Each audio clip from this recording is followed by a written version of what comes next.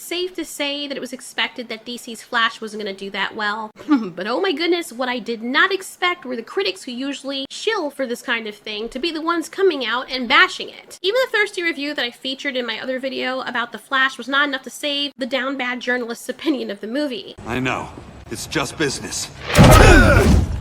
Warner Brothers and DC's The Flash is projected to earn between $58 million and $60 million over the 3-day weekend, which is what articles were saying, and $70 million or less over the 4 days. The superhero film had aimed for a minimum of $70 million 3-day launch to surpass other DC titles such as Black Adam, which garnered $67 million in its initial 3 days. The Flash at a $220 million budget, based on its trajectory, is tanking. However, there's a justification for this. Many DC followers expected an expanded universe, an expectation that wasn't met. This wasn't the fault of the audience, but rather a consequence of DC's attempt to rival Marvel. Now, I understand that DC already had its own universe comic book wise before it came on the big screen, same with Marvel, even though they're mostly ridiculous and kept getting bigger and more ridiculous as time went on, and there was a lot of retconning that went into the retelling of the stories. However, translating these stories to the screen presents a completely different challenge where fewer liberties can be taken and tolerated. When your direct competitor has a coherent story arc with heroes and you try to mimic it but miss the mark in critical ways,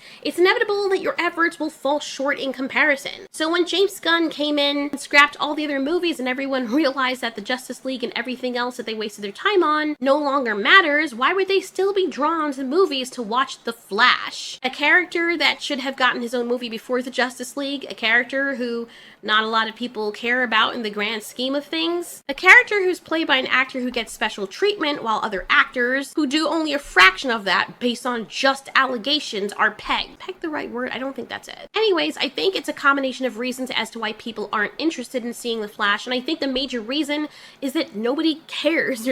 There's no point. Henry Cavill is not coming back as Superman, which is something many people were pissed about. God, I swear if it's any of these people. And James Gunn has already admitted to rebooting the whole thing, so to a lot of people, it seems like a waste of time to even invest in the Flash movie, and I mean that literally as in them giving money to it. For what reason? Not to mention, a lot of people didn't exactly like this rendition of the Flash. It's my face. You stole my face. Oh, shut the fuck up. I personally enjoyed it. I've heard from numerous individuals who didn't, and their dissatisfaction was not due to the actor, but the character portrayal itself. Another contributing factor to the problem is the absence of Grant Gustin, known for his role as Flash on the TV show. His non-appearance in the movie likely disappointed many, as Gustin's Flash is one of the most loved characters and the ones that fans have grown to know and love, and have followed and invested in, myself included. I'm pretty sure if they were to come out with a Grant Gustin movie about the Flash, many people would throw their money to watch it. Grant simply embodies the essence of the Flash. And he also doesn't carry the burden of poor marketing and controversies associated with his name.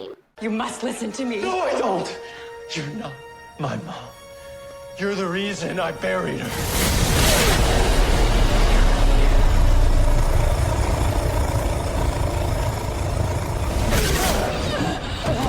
So fucking hot. I believe these are the primary reasons for The Flash's movie poorly performing. It seems that James Gunn was likely aiming to use this film as a vehicle to usher in the new universe also, given that the movie has been lingering for a while. They probably just wanted to wrap it up. While they certainly didn't want to incur a loss, they attempted to recoup what they could. Nonetheless, I believe the studio was fully aware that they were likely going to lose money with this movie. And so, this brings us to our favorite bedfellow, who we lie beside every night but look at with disdain, fantasizing whether or not we should stab them in their sleep.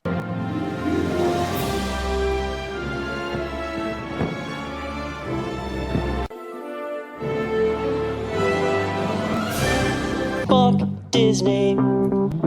All my homies hate Disney. And as we can see from Andy and Space's beautiful intro, Disney's kind of fallen from grace. And you might be curious why Disney frequently becomes a topic of conversation, including for myself. It's primarily because Disney is a massive studio that many of us grew up with. We've always recognized it as a leader in animation, entertainment, and originality. It was basically the USA's version of anime.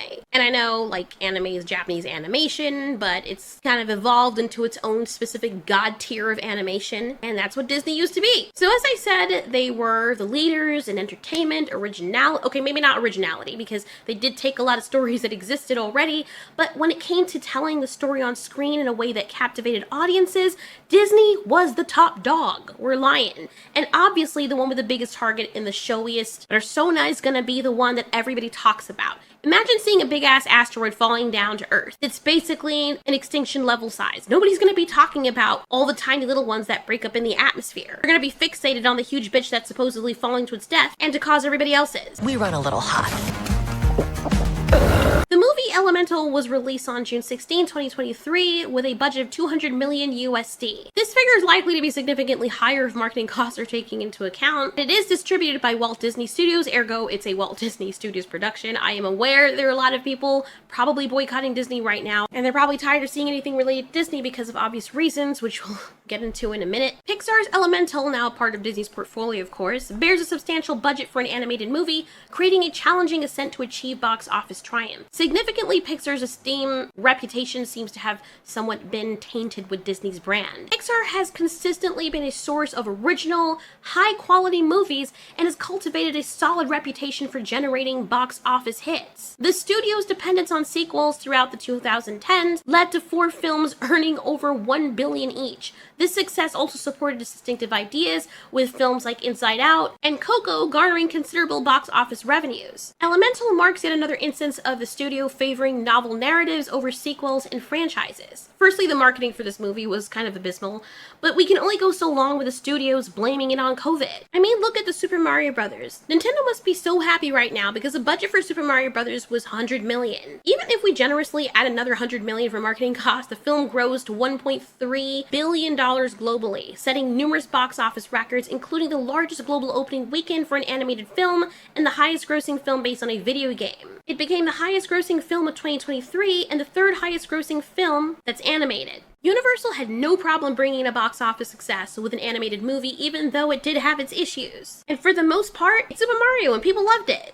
What is this place? I have no idea!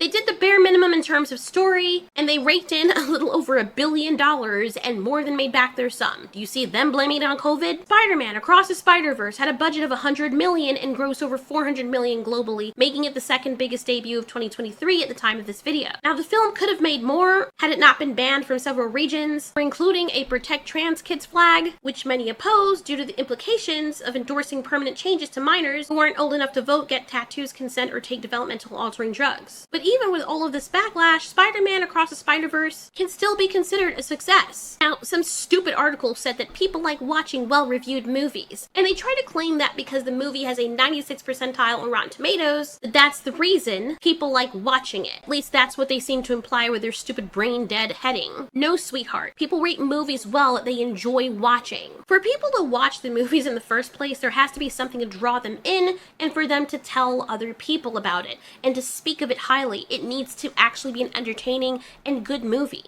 People aren't just going to leave bad reviews on something because they choose to leave bad reviews. Nobody in their right mind enjoys spending their money on something just so they can shit on it unless it's a toilet. If people genuinely enjoy something, they'll leave a good review. If they really dislike something, they'll leave a bad review. It's honestly really annoying that in today's age, journalists are so dumb that they can't comprehend the idea of people leaving a bad review if they don't like something. It's as if reviews are only valid if they're in a positive light. And God forbid, the audience likes something that the journalists don't. It automatically makes them alt-right or something. And if a journalist likes something that the audience don't, it automatically means every single person who claimed they didn't like it, even for reasons that are completely valid, that have nothing to do with politics, are immediately alt-right and apparently white or heterosexual male, and I'm sick of it. Most people are sick of it.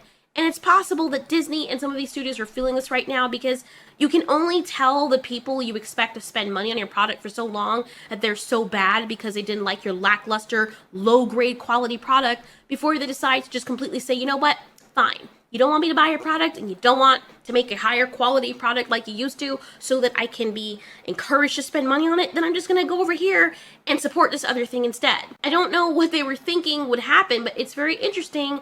The snowball effect, you think you're doing something noble until you realize that the snowball does get bigger, and the more it picks up momentum, it only leads to your disaster. Disney is a type of company that decided to roll a small snowball down from its hill, but ultimately led to the destruction of its own town at the bottom of it when the snowball reached the size of a freaking mountain. People are understandably very wary of being sermonized. They're frustrated with the overt moralizing messages that seek to demonize them simply due to their skin color or their lovey-dovey preference. Just as many of us object to religious indoctrination in our entertainment, much like the infamous chick tracts that were snuck into Halloween candy bags as a means of pushing religious ideas onto children. Parents probably don't feel safe with their kids watching something they believe is indoctrinating them. They hate themselves based on their skin color, or because they're a man, or because they don't want to date someone who has a specific gender expression. It all gets to be a little bit much, and you can't really blame the audience for losing interest in what's no longer about just entertainment and escapism. It's not that you can't include those themes in the stories, but when they pervade every piece of content, even those where they're not germane, it gets a bit old. People start to withdraw their support because you basically are taunting them to, and then these studios get upset when they actually do. It's honestly quite puzzling. Almost as if the individuals now at the helm of these studios lack the basic common sense necessary to effectively operate in our world. Are the cordyceps taking over people's brains? Because they're moving like an insect that has been taken over by a parasite, something that looks like an ant but isn't quite that. Something whose only purpose is to go to the top of a very high spire and spread the spores that will infect everybody else because their brain and their insides are no longer there. It took a while, but after some time, this gradual effect of trying to erase everyone's voices, coupled with browbeating and gaslighting consumers, the effects are finally becoming evident. The outcome is that people are expressing their opinions through their spending, something major studios like Disney seem to have forgotten they rely on for their prosperity. Unless, of course, you know, we have a Trojan horse in the studio that absolutely hated Walt Disney and what he stood for, and they wanted to destroy the company from the inside out. I mean, this would be the way to do it, right? This would be the ultimate villain move. Be a part of a company that's the biggest and best, and then spread the cancer inside it while also buying everything else around it that's good and spreading the cancer to those as well. I'm telling you, it's a freaking cordyceps ant. Many individuals are now leaning towards streaming shows, recognizing that investing time in movies can be less rewarding. With shows like Beef, which was really freaking good, they have the ability to skim through and decide whether it's worth their ongoing attention. If it ever ceases to be entertaining, they can simply stop watching. Since they're already paying for the subscription, they can find entertainment from various sources instead of spending $20 on a movie ticket, only to be lectured about their supposed wrongdoings or be subjected to male bashing or something. Now, as I've stated previously, the one trope that I find particularly irksome is the overuse of feminism in media. Here we go again, huh? We've been grinding hard on the job. Can't take that from us. Me, because I'm the strongest, so it's just kind of like a different... Oh, yeah, you should let her think that. It's just a fact. It's not a personal opinion. No, and it's not a reflection on what you can't do. In Brie Larson's defense, she had no other character trait to fall back on.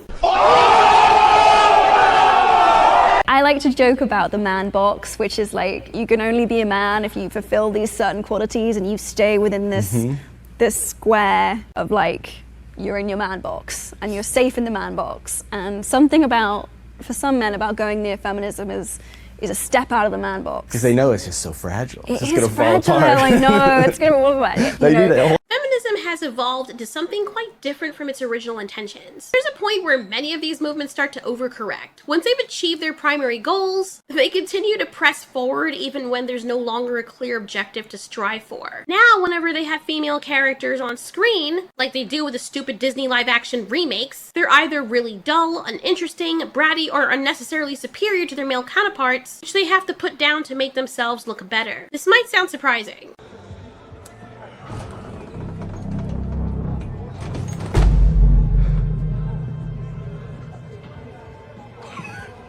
Look at this redwood motherfucker. But many of us women actually enjoy seeing strong male characters on screen. The adult entertainment industry is largely male-oriented, and we women have very few options geared towards us unless it's in the form of an erotic novel. Even in anime, we often find ourselves fantasizing about characters pursuing us in a romantic yet rebellious manner. The kind of scenarios that we wouldn't necessarily desire in real life or that are taboo, or just ones that we fantasize about.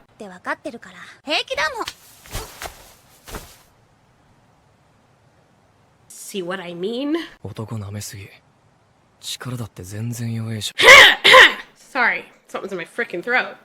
I'm getting somewhere with this. We often find satisfaction in admiring and fantasizing about strong, badass male characters on screen. And then the little bit that we have portrayed in movies and TV shows that isn't even really romance-oriented, but more about visualizing what being with such a character would be like, that's taken away from us. Even lesbians, girls who are into chicks, most of them don't enjoy seeing bitch-ass bimbos with no personality. You have the boy's magic. No, this magic belongs to no boy. There's a reason why certain shows and movies that go this route end up not doing well, and the only reason that movies like Captain Marvel probably ended up doing well is because it was already tied in with the MCU and people believed that it was a part of the whole, and so it was required to watch it to get a piece of the overarching story. But most people I know of, and most girls, do not like Captain Marvel, or at least not Brie Larson's version of it. Good luck, Thor. What are you doing? Oh, no, I'm sorry. I thought that there was a squeeze. Yeah, it was like a good luck squeeze. Right.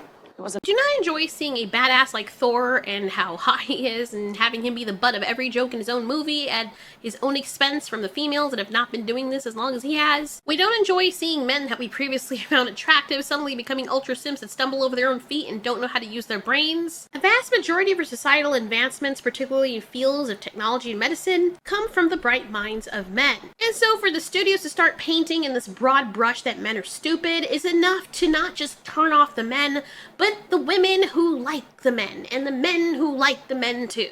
I honestly don't know why the studios thought this was going to go over well, but apparently somebody has put the wool over their eyes, and I think they're at the point now where they finally decide to take it off, and everything that they thought they had accrued in terms of success is now on fire. This is fine. I'm okay with the events that are unfolding currently. That's okay. Things are gonna be okay. Anyway, I don't see this getting any better unless Disney does something to correct what it has been doing, and the studios also that are following in its footsteps. And even though they might be making motions to do this, I think it's a little bit too late. I mean, people can only withstand being blamed, vilified, and abused for so long before they decide to walk away. And then if you get mad at them for leaving and call them some other insult because of that, that is textbook narcissism, gaslighting, entitlement, and abuse. Nobody's gonna stick around for that, much less pay for it unless you're into humiliation. Thanks so much for watching. This has been Ultiori. You ask, we answer.